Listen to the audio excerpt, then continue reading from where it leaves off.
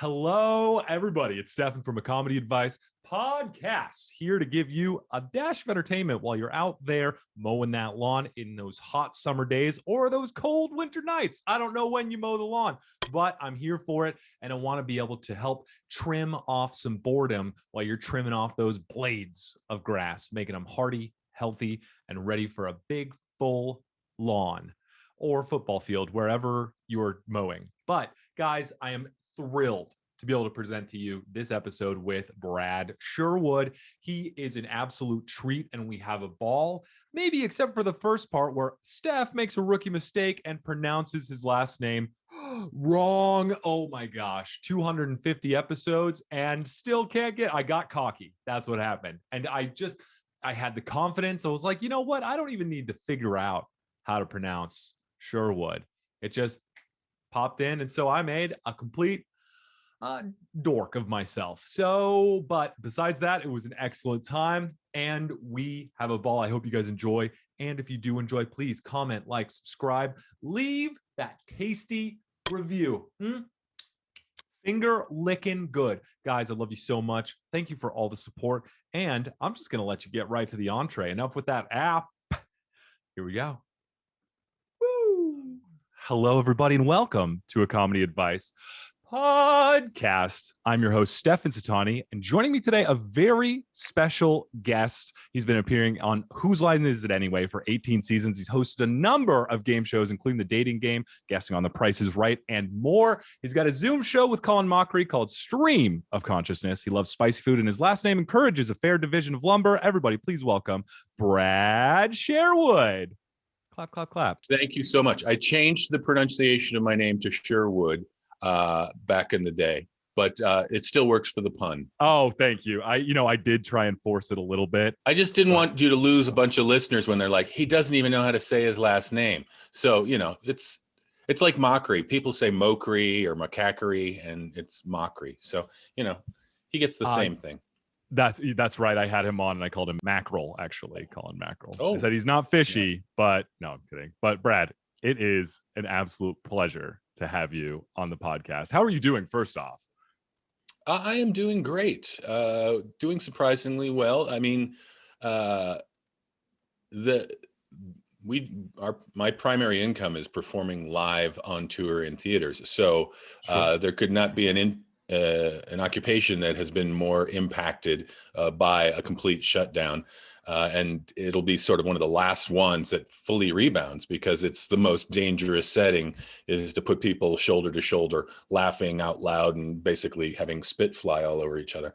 So, but it's been a sort of an interesting year of reflection, and out of it grew the streaming show that Colin and I came up with, which has been really a fun, creative endeavor. And we sort of created a show that doesn't still exist anywhere on the Zoom platform.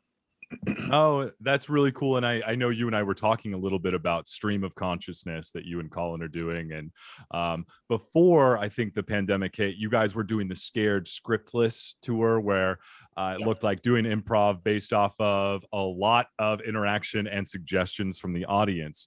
Has that been a morph into Stream of Consciousness now, and an adaptation, or what are the differences there? Well, the show that we are doing online is a complete departure from what we do in our live show. Okay. The only thing it has in common is that we interact with audience members and we get suggestions as starting points for all the things we do, so that it's totally improv, and you could watch two shows in a row, and the content and everything we say during the shows is going to be completely different. But, you have to sort of make things more visual and make things a little shorter for the attention span of people watching in front of their computers or on their televisions.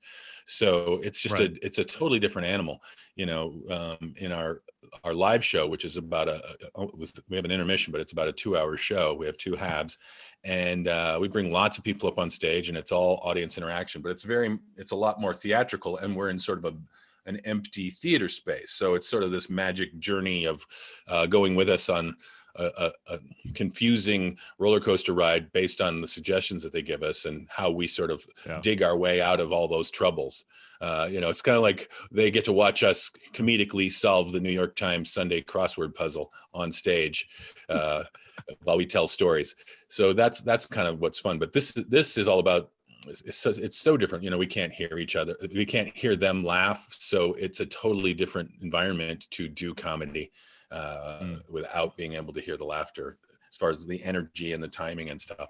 And, we had to come up with ways to put us in the same screen, which we managed to crack that nut.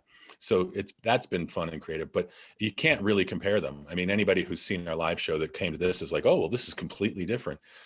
Because at first we were like, how do we turn this live show into something on Zoom? And we didn't want to be look just like everything else on Zoom, which is two people talking in two different windows. And, to do a scene when I'm sitting over here and he's sitting split screen on another thing, it's sort of like a televised radio program, I guess, but it doesn't have the theatricality. So I think Zoom is great especially great for podcasts, to sort of be a way for people to see the podcast as well as hear it, which I think is awesome. I think that has been a real boom because now everybody knows how to use Zoom, and they would probably rather see a videotaped podcast than just hear it, maybe when they're on the subway or whatever.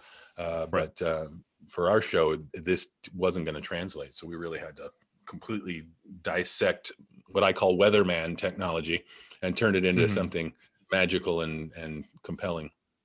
Oh, that is so cool.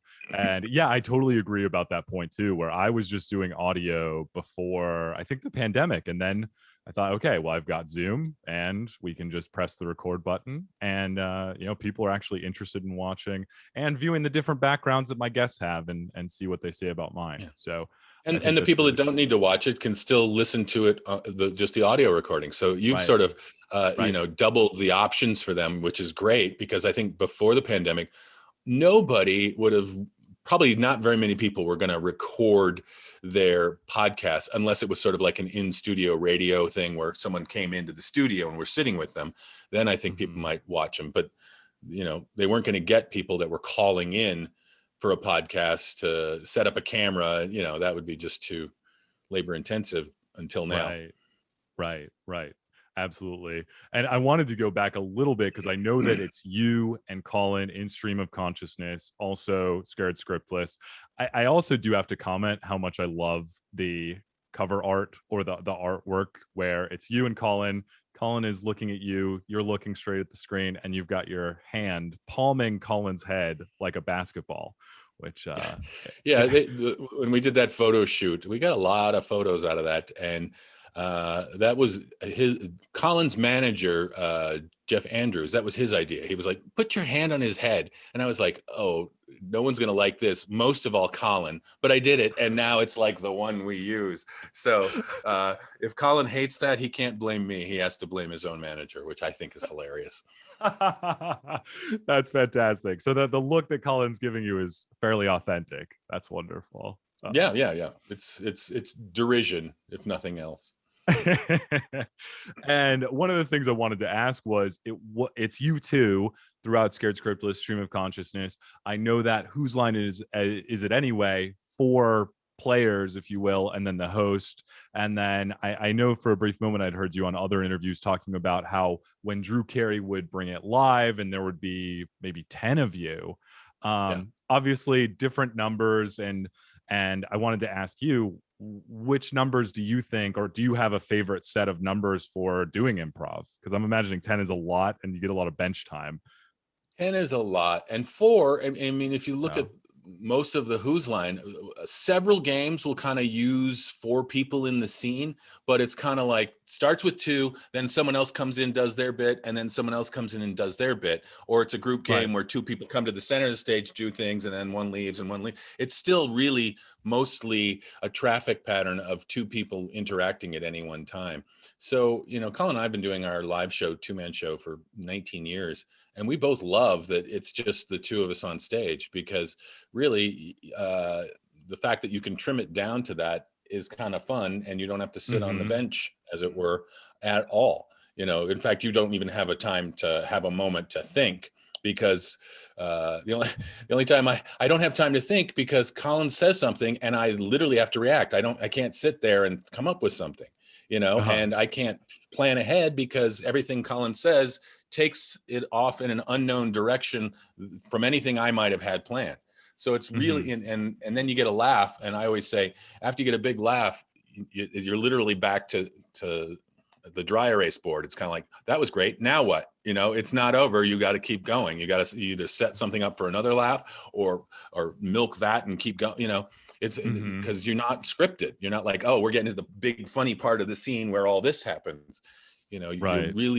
Your last laugh is over, and it is now up to come up as quickly as possible with the next laugh. It's unlike any other sort of art form. The most things that you get good at, whether it's in sports or any type of art or music, is perfection by repetition. Practicing scales or practicing free throws or practicing your physical form for any other type of athletic thing, and getting good with muscle memory and brain memory. Whereas in improv, you get good at it by doing it over and over again, but you're not supposed to do it the same way twice. And that's counterintuitive to everyone, because people that learn stuff, if you get an education, you read and you learn and you memorize, and then you do it by rote until it becomes natural. There's not a surgeon that's like, hey, I'm going to do this eye surgery totally different way this time. No, you have perfected the most efficient way to do something. So it scares people, I think, which is why not a lot of people are great at improv, because it kind of goes against the entire methodology that people use to get good at whatever they're doing.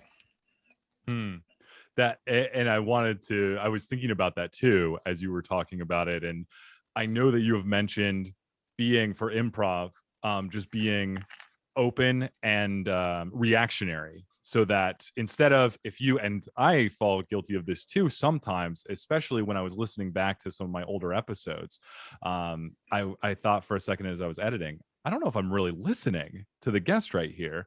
And it really resonated with me as I was hearing you on other interviews and speaking about, you might have something in your back pocket, but forget about everything and just react. And so it leads me to this point where I had David Rosowski on the podcast a long time ago, and he was talking about David. Oh, he's such an exceptional guy, amazing person.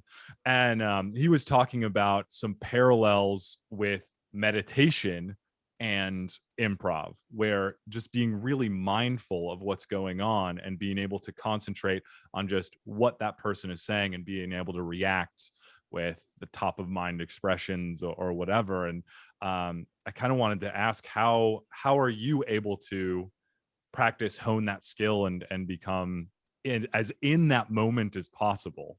That was a very long-winded way to ask. The key to that is trusting that you're going to say funny things throughout the performance, not have a panic of like, somehow this is a finite thing, or I'm going to dry up and panic and feel desperate to grasp for something and try too hard. I trust that I have a really good sense of humor, and I've been doing this for so long that it's a natural process. And I also trust that Colin could say 20 different things, and for a microsecond, I'm going to be stumped, as every human being is when you're in the middle of a conversation. Every conversation that we have in life is improvised, other than an interview where there's a set series of questions that you ask the question, you get the answer, you ask the question, you get the answer. And for the one person who doesn't even know the answer, the questions, that's an improvised conversation as well. When you drive, you improvise, because something jumps in front of you, you have to swerve or step on the brakes. You don't know what's going to be happening in pretty much all moments of your life. You go to open a door, going into Starbucks, and you grab the handle and you walk in, or you go to open the door and someone's coming out with a stroller, so you have to move out of the way. Your entire life is improvised. So it's actually a brain process that everybody does all day long. But the key is that we're doing it in a way that we're processing everything in a funny way to entertain the audience. So it has a sort of a heightened extra level to just using your brain as you normally do when you hear input, and then you process it, and then you respond. So I think the key, going back to the first part of the question, is you literally just have to hang on every word of the person you're on stage with. and that, which is great also when you're doing an interview like this, is Mhm. you could have 6 questions and you're like, start with the first one, and you may diverge all the way along the line and not get to the other 5 by the end of the thing. Great. Those are there to go back to when all of a sudden there's kind of like a lull, and okay, and your brain's going, now what? We sort of talked that out of Mhm. you know, it being important anymore, or we cover the entire thing. Then you can refer back to the questions. And so I always just listen to everything Colin says. And, you know, sometimes he'll say something and he'll say a word wrong. That is a moment to not ignore and carry on. If I feel like, oh, that was funny the way he said that word and he said it wrong, if I call attention to that, the audience is going to laugh because they heard him say that word wrong. So they're thinking, while they're watching the show, they said, oh, he said digestible wrong, you know. He said, so if I call attention to that, it's a terrible example, but Or if he I call says attention to that, Sherwood instead of Sherwood, then that's a good yes, moment right, to call it out. right. That's what everybody was going to be thinking the moment you started the show. Like, the guy doesn't even know how to say his last name. So, and then if I didn't say something, they're like, why didn't he correct him on how to say his own last name?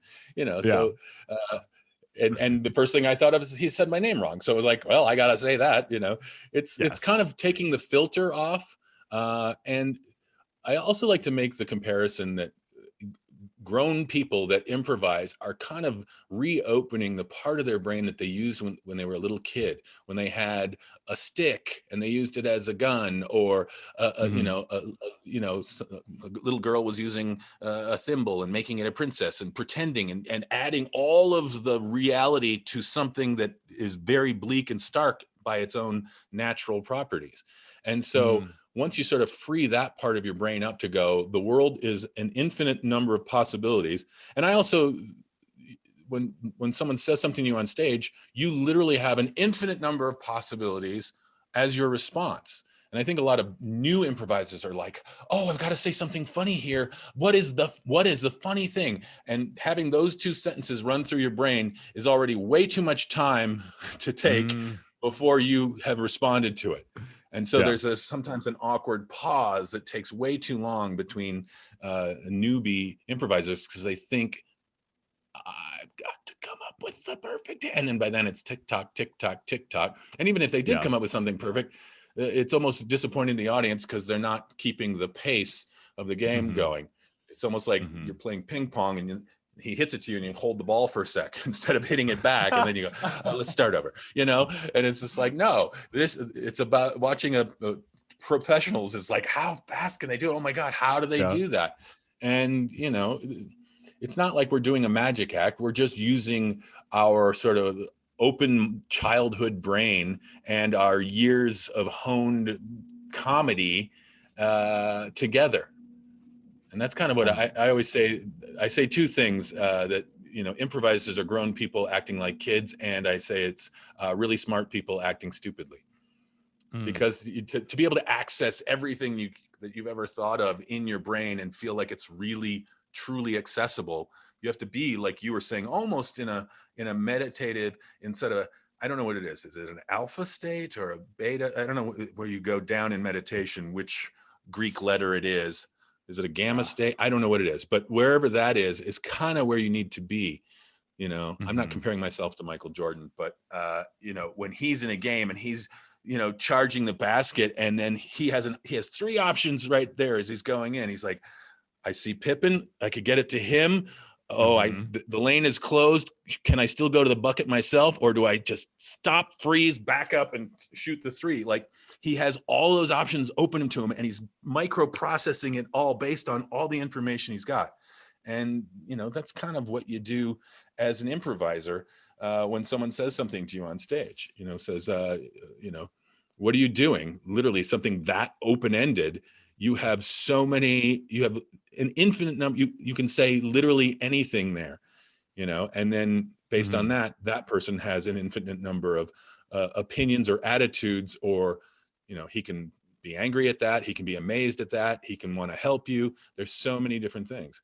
And you have to sort of trust in that process that you're going to get there. I think you have to have an innate sense of humor that hopefully was there before you decided you wanted to be an improviser. I think it's easy to Mm. teach people how to improvise, but they may not get good at improvising fast or being a particularly funny person Mm. who then has the chops to be entertaining consistently in front of an audience. I see. That, It's that's kind of like really people that interesting. like to sing. There are people that love to sing, but they're like just a little tone off the notes. And you're like, God, you love to sing. It's kind of the same thing with certain improvisers that are like, I am so gung ho. I'm in an improv group, but most of the stuff I say is not particularly funny. So it's kind of a Yeah. double-edged sword.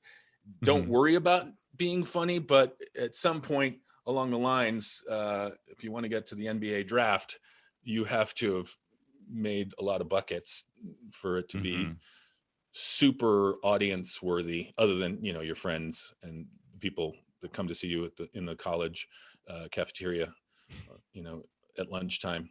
I say that because I have performed in the college cafeteria at lunchtime with a sketch group that I was in when I was in college. So that is not in any way disparaging. That is Right. experiential. Oh, very interesting. And that is all super interesting. And it just reminds me, I was watching a lot of clips with you and Brad, and I saw one where you guys did in 2011, opened up for the Just for Laughs Comedy Festival, where Mhm. people, I remember you guys asking, you're like, how many of you guys still believe that some of this is made up? Or I mean, it's not, sorry, not some of this made up. Some of this Planned is ahead. Yeah. scripted or planned ahead. Yeah. And there were people that clapped, and just looking across everywhere, it's just something that some people have such a hard time wrapping their heads around, because I think they just might not, that they would imagine themselves trying to do it and be terrified, and they don't think that they have the faith to put it all in and just do some improv. Because And it's the only thing. It's more like it's almost like an intellectual comedy magic trick to them. And every time they see magic, they're like, wow, he made that disappear. But in the back of their brain, they're like, well, he didn't make that disappear because that's not actually possible. So it's either below the table, it's in his coat. They may not come up Mhm, with what he did, but they do sure. not believe that he actually made that thing no longer anywhere near him within 5 feet, and they kind of do that Yeah. with us. And their excuse is, well, they kind of get whatever the suggestion is, they sort of steer that game in the direction of this, and then they sort of do the same sort of storyline. And that's not what we do. So Yeah. uh Yeah. in a certain sense, it's like a compliment and an insult. It's like, I can't believe you're that talented is the insult, and the compliment is, that is so amazing that my brain will not accept that you're actually doing what you say you're doing. you know Yeah. but it's it's real. But this Mhm. goes back to the practice, and a combination of fear of being up in front of people, a fear of feeling like that most people are quick enough to be that quick, because they can't fathom that people can actually do it. They have to find the excuse for what it is really that they're doing. Mm, I see. If someone, no one says, rest in God rest his soul, Eddie Van Halen, none of them are saying, oh, he wasn't actually hitting all those notes in the guitar solo. He would record twice and play it twice on a guitar to add all those notes. No, they're just like, Yeah. he's amazingly that fast on a guitar. But with us, it's like, nah, there's some gimmick, there's some trap door.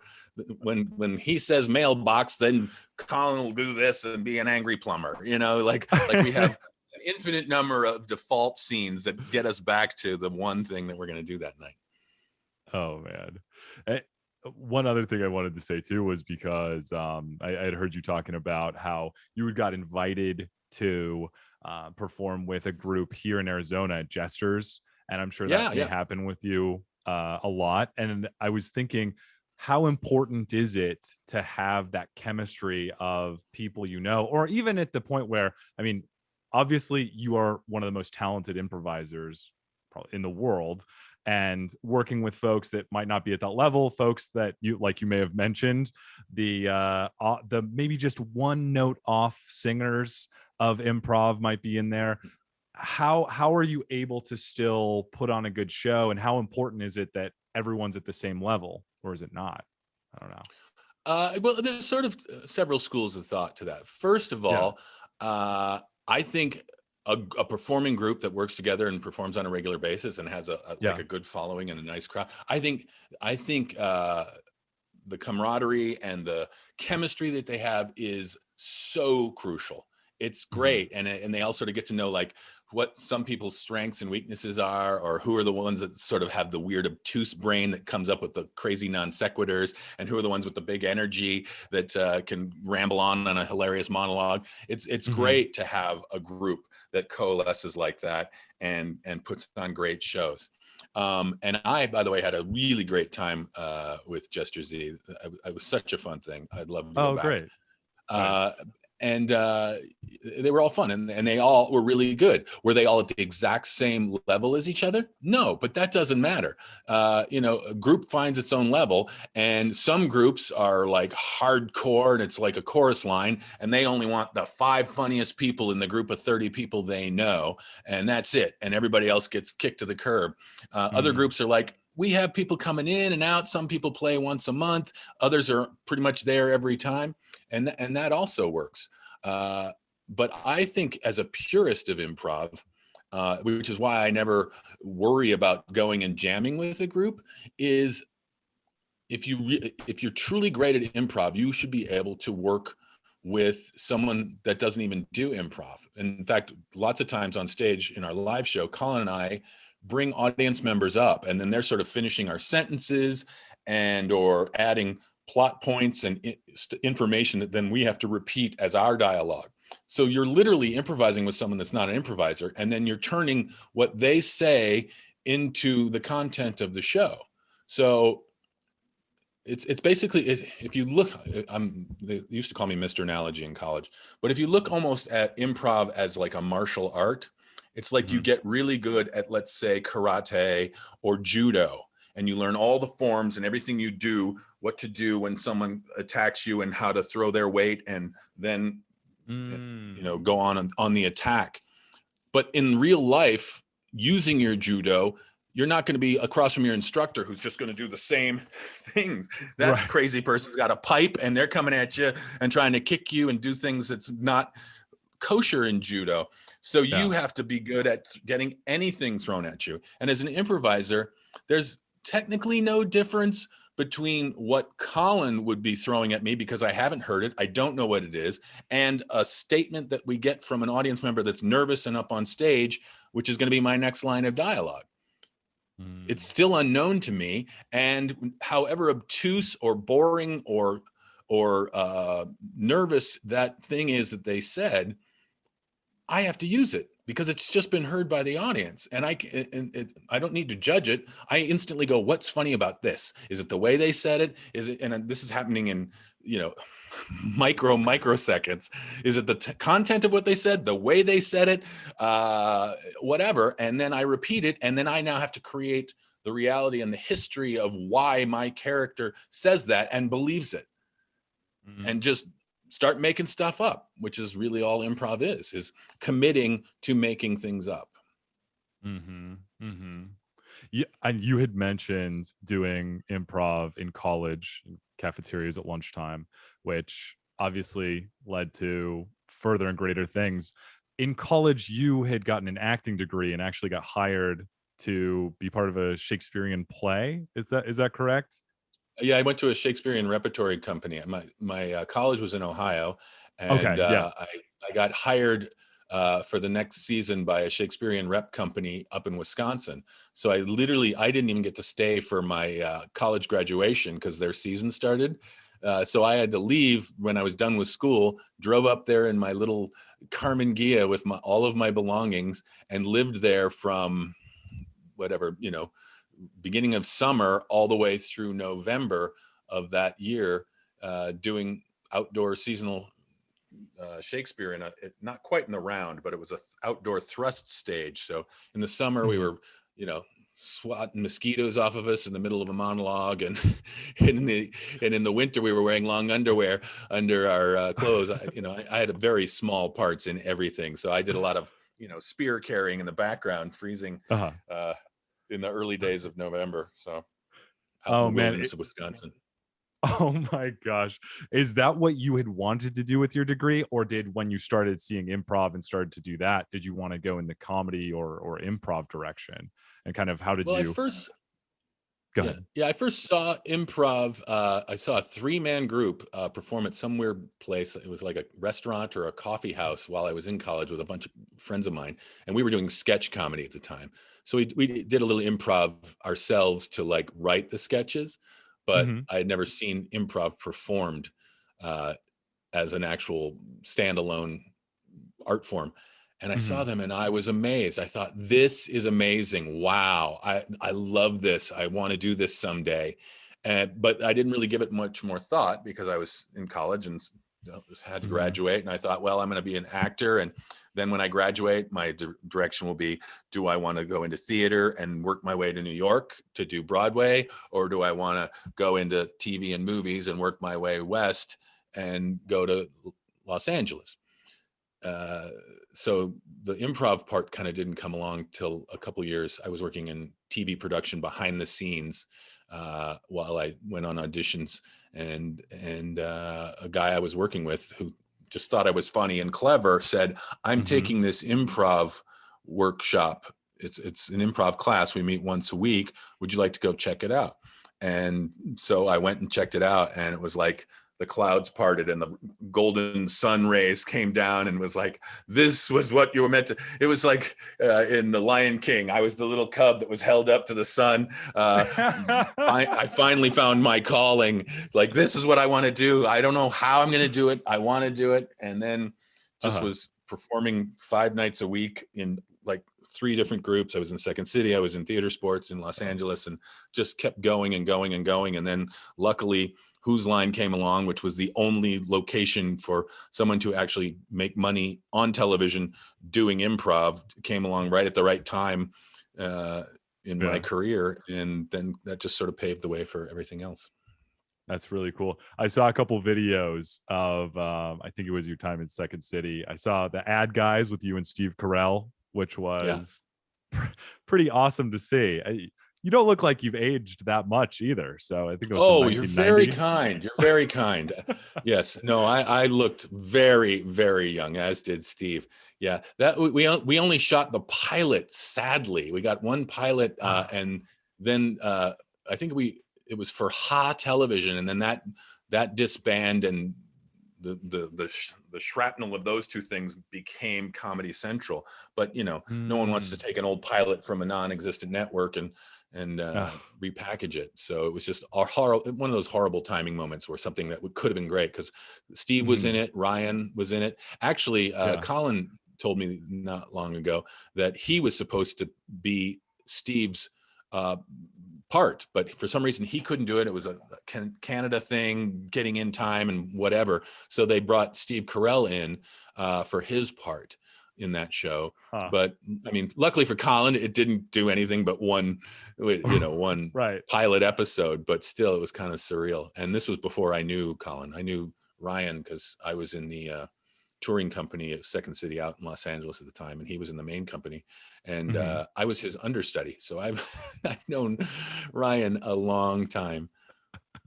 That's really cool. And was he the one that told you about the Who's Line auditions? Or how did you He find out is. about it? Yeah, Oh, he okay. he did. Okay. He said Ryan told me, he said the producer of Whose Line was coming to town. He'd already done, I think, 3 seasons of it, and Mhm. Greg had also done, I think, 3 or 4. I think he was on before Ryan even. Mm. And they were coming to town to look for people, uh, partly because they were going to shoot this season in New York City. So it was going to be Whose Line Comes to America, and the whole production crew had come to the United States to shoot it. So they thought, let's plumb the depths of the U.S. talent, because we mostly they had British talent, except for Mike McShane and Greg and Ryan, and I think Mhm. Colin had done 1 season at that point.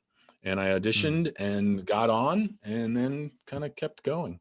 But you always feel like you're auditioning for the next season every season you do this show. There's no like, no one really has squatters' rights on anything except for Wayne and Colin and Ryan. The four That's chairs are always like da da da da da da da da da. That's really funny. When I spoke with Colin, he was telling me in the UK version, he felt the same way. And he felt at the point where I think they were saying, you're going to get 2 episodes and then we'll see after that. And then he ended up keep going on. One of the other things he told me about was the audition was at like 8 a.m. Was it the same for you? Was it like an early morning audition? Because that doesn't seem like the right time for comedy. It was brutal. It was an early morning audition and it went well into the mid-afternoon. And it was kind of like a chorus line where it starts off with a huge cast and then every few minutes they go, you 3, step forward, thank you. You know, like they didn't make them step forward, but they just literally listed who could stay through the next round. And it just got smaller and smaller. And nothing says be funny like the fear of being cut. And not like anybody's doing their best improv when everybody's panicking and trying desperately to get their funny line in before they're cut, you know? So you've got 3 people in a scene and they're all just like, you know, and it's just good luck with that. Oh my gosh. I lucked out and was on the money that day. But the awful thing was I knew everybody in that audition because the improv world is pretty small. So that whole audition group was some Second City people, a lot of theater sports people, a bunch of groundlings, and a couple of LA Connection people, which were, I think, pretty much the only groups that were there at this time. And it was kind of like, it was so fun because, I'm getting to improvise with people I know, some of which I've never improvised with before, but at least I know. And then like, we're having a great scene and like, I mean, we both go sit down for the next 2 people to go up and we're like feeling pretty good. And then they ask him to leave and it's like, oh, all right, bye. And it just, you know, so. Yeah. What, was it like they let you finish the scene or was it like freeze, you 3? Oh no, they never kicked someone out literally after a scene, but it was like they would do a round of scenes or they'd play a certain game and they'd have 5 get up for it and then another 5 and then the last 5 or however many were there. So everybody kind of got a chance to do some of the signature games from the show. But you know, some people might have said 1 or 2 things and it just wasn't funny. And like, that was it. Like trial by absolute firing squad. Oh man. I can't. Yeah. There was a guy that I because they were looking in other places too. The season that I came on the show, the first season, we had a morning. I don't know if it was it was the day before. We'd all gotten into New York, and the producers wanted us to sort of get in a little rehearsal space and kind of go through the games with the group of people who were going to be in the show. And it was obviously Colin and Ryan and Greg and I were there. And I think Mike McShane was there and a couple of other people, a couple other newbies like me. And they just had us running through the games. And it was like 8 a.m, something like that. We're just sipping our coffee and we just think we're sort of marking through so the producers can sort of teach us what the structure of those games are. And, you know, so none of us were taking it too terribly seriously. And then after the rehearsal, they pulled one guy aside and sent him home. Like he wasn't going to make it on the show. And we had all been told we were going to be doing the show. And he was sent back, but to make it worse, he had flown in from Australia. So he was an Australian improviser who had come in and just had this groggy morning, what he thought was marking through the games, not needing to be on, as it were, and actually be super funny the whole time. Luckily, I was at the age where I was always trying to be really super funny. So I was in my early 20s. So like I was always on and I never missed a chance to take a bite at the apple. But, you know, in my later days, I might have just been like, yeah, I know this game. We're fine. Yeah. I'll say something funny. And then he says something, you know, and I wouldn't have gotten on the show. Yeah. So like the wolves are at the door at all times. It's a blood sport.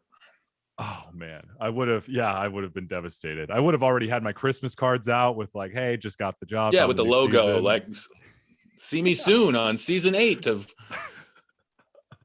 Who's Line UK. Yeah, it was. Oh my gosh, that is crazy. And one of the things that you were just talking about too was like the producers talking about the structure of the show. I wanted to ask just a little bit about. I know improv is very unstructured and you make it up as you go. That kind of seems like it goes against what TV producers try and do, where they try and have some sort of structure and they try to have the type of things where they kind of know what can happen for maybe censorship reasons or things like that.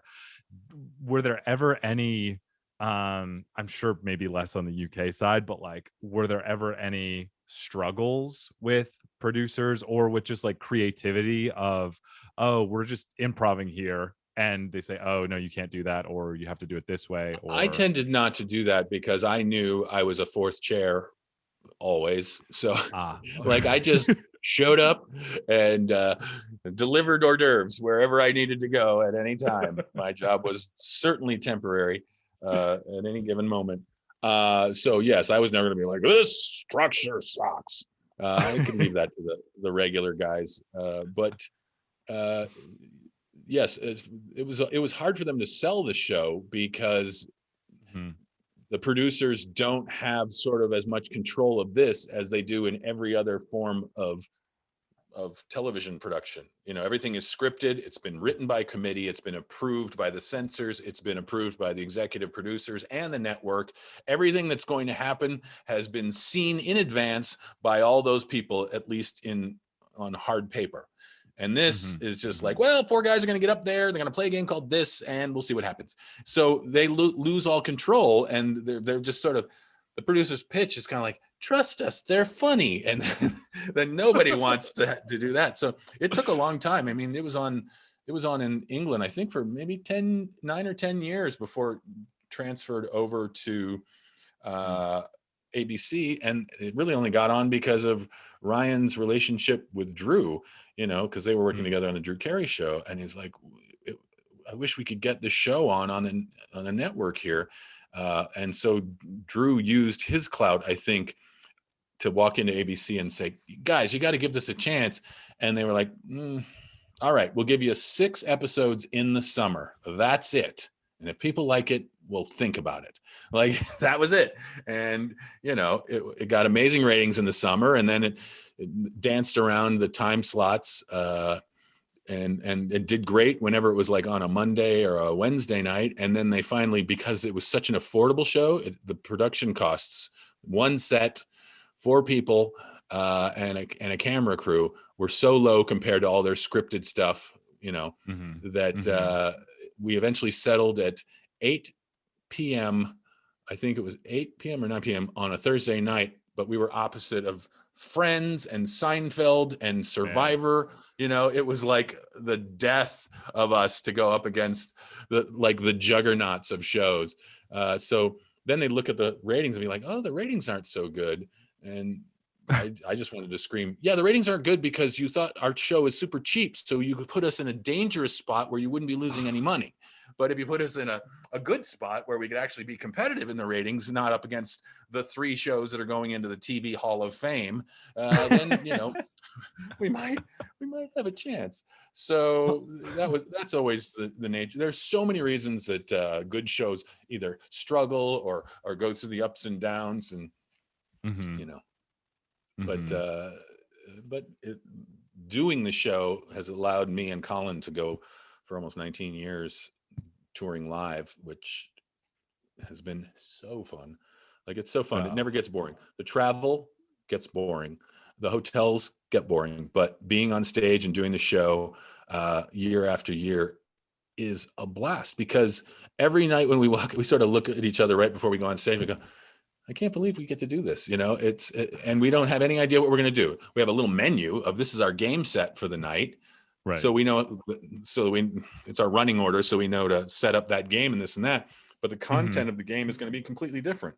In one sound effects scene, we're plumbers, and the next one we're going to be Ghostbusters, you know. So it's not like, oh yeah, we get to always revert back to the plumber story. No, we don't. The next one we're Vikings, and we're stuck on a fjord somewhere, and so it's.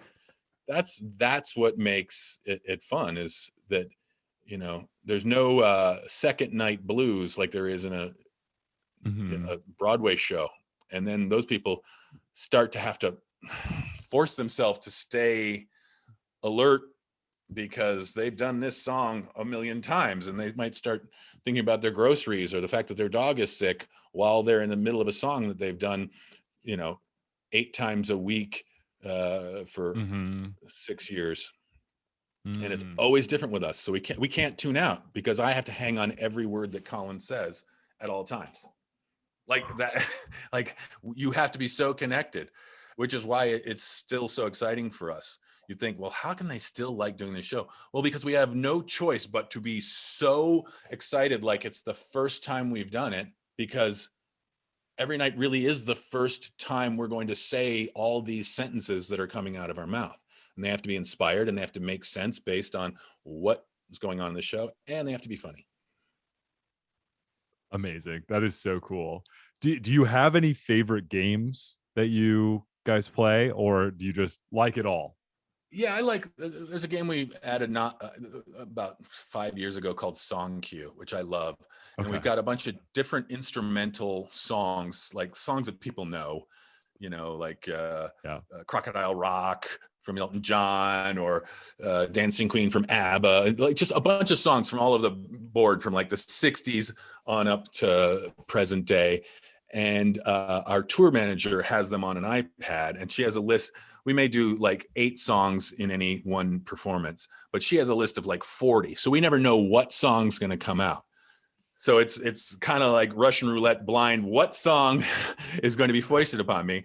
And, it could be me, it could be Colin, whatever. So we start doing a scene, and we get suggestion from the audience, and we're building a scene.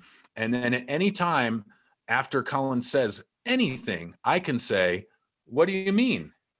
And that is her cue to hit the music. And then he has to sing basically whatever it was that he said back then. He's like, "Well, you haven't lived till you've tried walrus." And I go, "What do you mean?" And he has to sing a song that's about why walrus is so delicious and nutritious and blah, blah, blah, blah. And he has to sing it to Jailhouse Rock by Elvis, So we're really doing this at the same time. And that never gets old, because the song, you might not do the same song once in 3 or 4 shows, and then another song you might get 5 times in a row. So, because it's so random, but you're trying to rhyme, you're trying to sing, and you're trying to make sense and make them laugh. So I like that, because it's kind of about as hard as it gets to be good and still be funny. So that's probably my favorite game. That is so cool. Oh man, I'm just thinking about all the games that I saw on all the shows, and one that I didn't see, I think it was back when you were talking about when you guys were doing the live performances with 10 people. There was a rat trap game that you all blindfolded yourselves. Yes, it's called Mouse Traps, and I'm sorry. 2 people, two people, unlucky people, have to do that game generally in the big group that we did Vegas with. And I had done that a couple times when I was in theater sports on a couple different shows. And so I pitched it to the gang, and I said, does anybody like this idea? We get 100 mouse traps. And they're already looking at me like, what is wrong with you? And then 2 people are blindfolded, and they have to do a scene. And I think it was the alphabet scene. So they would have to, I don't know if we did it the alphabet, but they had to just improvise a scene while they're barefoot, walking around blindfolded in this minefield of mouse traps. And so they'd be in the middle of a sentence and they'd step on one. And so it's like, well, I've got to leave. I've got to go to the, and then scream, So, and the audience loves it. Like little kids, they're just howling, like from a different part of their brain at seeing someone else's pain. It's totally, and it's such a schlocky game, because it's just a sight. It's a painful sight gag that really doesn't have anything to do with improv, but it was such a crowd pleaser that we did it in the Vegas shows. And then Colin and I continued to do it for many years in our 2-man show, but we since have hung up our mouse traps, because as purists, we're like, we know the audience loves it, but so many people that have seen us many times have seen it so many times. And it's, of all the things we do, it's the least improv-y, because it's such a gimmick. So we kind of said, we'll bring this back for like the 30-year reunion tour. But for now it's like, no. And sometimes they really hurt when it closes just like on the knuckle or the nail of one of your toes all by itself. If it goes off on the side of your foot, it doesn't really hurt. Lots of times you'd step straight down and it would be completely under your foot, so it wouldn't go off until you lifted it back up. Oh, But when it does that, it goes off on, but without hitting you. So what I'm saying is if you manage to cleanly step on it, so you know it's going to go off when you lift your foot. So you just lift it quickly and it still makes a big sound and you're scared and the audience thinks it's hurting you, but it doesn't. Oh, gotcha. But one time I did that and I stepped on it and I slowly lifted my foot back up, but not all the way. And the little arm mechanism that locks it into place stood straight up and was wedged against the bottom of my foot. And I didn't know it. And then I started to put my weight back on it. Oh no. It went about a quarter or a half an inch into the sole of my foot. And I was like, oh man. So yeah, I would say there've been a handful of shows where we did the last part of the show with someone having blood on their toes or foot somewhere. Oh my gosh. You had so much adrenaline that it didn't really matter at the time, except when it went straight on the knuckle of a small toe or the actual nail. That was blinding pain. Oh my God. Yeah, I can imagine. Jeez. I would hate to see your guys' toes now with the battle scars. That's nuts. Mine are beautiful. My toes are fine. I'm not a sandals person, so my feet are almost always kept in lovely, constantly clean socks. So I have baby soft feet. Fun fact. I don't have those like the people that live in Florida that are always in flip-flops and then the backs of their heels start to just like